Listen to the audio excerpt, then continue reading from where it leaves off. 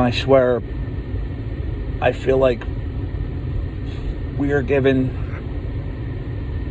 this splash of reality in the face far too often. And we have to talk about it far too much for my liking. Again, today we were given that dose of reality of how short and fragile life can be, and how cruel and fucked up the hands of fate sometimes really are. The world lost Bray Wyatt today, Wyndham Rotunda, whichever name you want to use, whether it's his pro wrestling name, which he became famous for, or his birth-given name. He's gone, 36 years old, leaves behind a young wife, 4 young kids. And as has been the case so many times, we're left asking ourselves why. I've seen a lot of deaths in my time as a fan of professional wrestling, the sports entertainment landscape. Far too many to keep track of. I mean, I can go all the way back to when Gino Hernandez died, and watching world-class championship wrestling one week, him being featured on the show, and then the next week, him being gone and us being told he'll never be back because he's no longer on this planet. That was back in 1985, and there have been so many since that died for one reason or another, whether fate fucked them, circumstance fucked them, or whatever.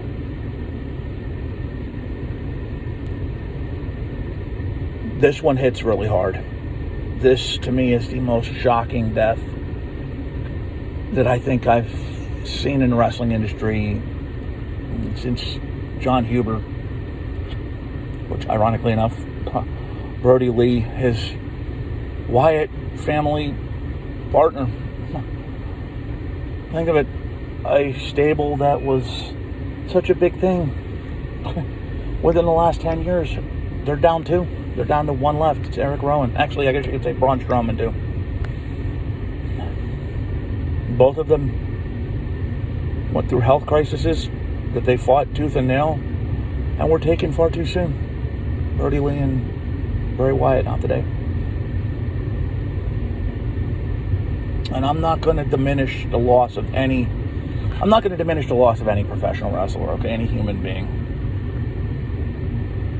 Because sometimes it's just not fair. I mean, seeing Eddie Guerrero overcome the demons he overcame, get his life back on track, and then have fate take him away wasn't right.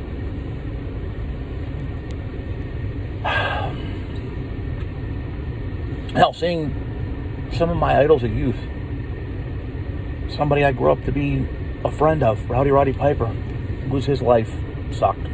Terry Funk, less than 24 hours before we got this heartbreaking news, we learned that we lost Terry Funk. We've lost a lot this year. The Iron Sheik, Bushwhacker Butch. The only one I can think of is Jay Briscoe. I mean, it's just been a fucking year. In the case of some of them,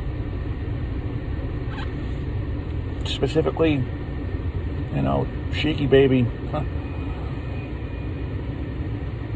Butch, and Funk, they lived many lifetimes. Butch, I believe, was 76, 77. I mean, Funk was almost 80 years old. Sheik was 81. And I had conversations with Funk before, that back in the 1990s, where he said, if I make it to 70, I'm a lucky man. He made it to almost 80. Sheik, we all know the stories of Sheiky Baby, man. He was, Sheik enjoyed the finer things in life that may not necessarily always be best for your body. So the fact that he made it to 81 was a fucking miracle in its own right. What happened to Jay Briscoe was a gut punch too. Car accident. We get behind the wheel of a car every fucking day. multiple times a day. Bray, literally just last week, not even 7 days ago, we heard news that he had battled a severe illness, life or death, that we would later find out was COVID. And before anybody gets on here and argues with me about the reality of it and whether you believe it, I don't give a fuck at this point. Believe it, don't believe it, I don't care. That's not what this video is about. But I don't know, it was COVID that really fucked the pre-existing heart condition he didn't know about. But it seemed like he was at the end of that fight, was ready to get back in there, was ready to entertain like Bray Wyatt did for so many of us for so many years. I knew he was on his way back. He had kicked this. He beat it. And then today, this afternoon, we get the tweet from Triple H. He died. Later found out it was a heart attack. Life ain't fair sometimes, man. And listen, this is one of many examples. There's a lot out there. Little kids that are right now spending time in St. Jude's wondering if they're going to live to see their 5th, 6th birthday. There's a lot of unfair shit in life. There really is. And this is another case of them. Another case of it. You know, I've seen people that have died that have lived destructive lifestyles. I have. And where I feel sympathy for them, and I feel sympathy for their families. This is a different type of sympathy. Bray didn't ask for this. Wyndham Rotunda didn't ask for this. Just like Brody Lee didn't ask for this. Just like Jay Briscoe didn't. Life handed him a shitty deck and took them away far too soon.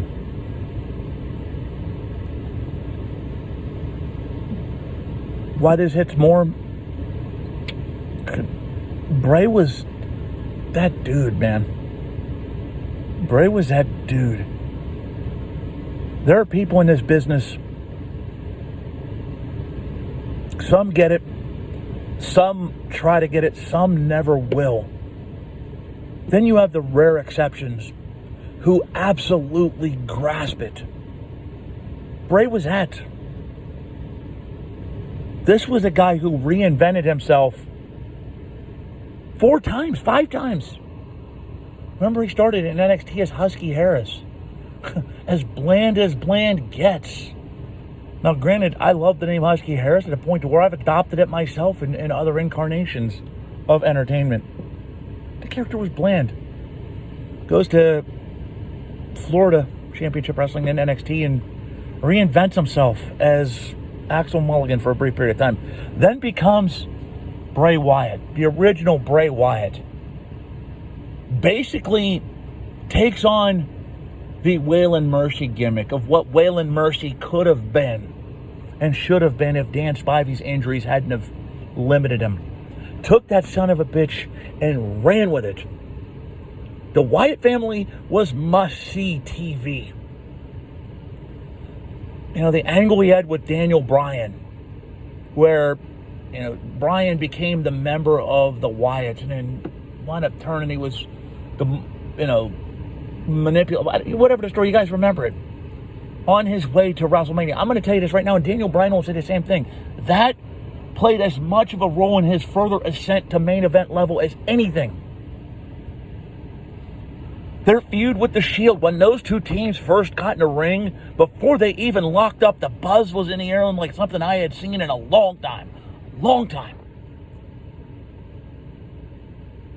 Then slowly but steadily, they started breaking his Wyatts up, moving them apart.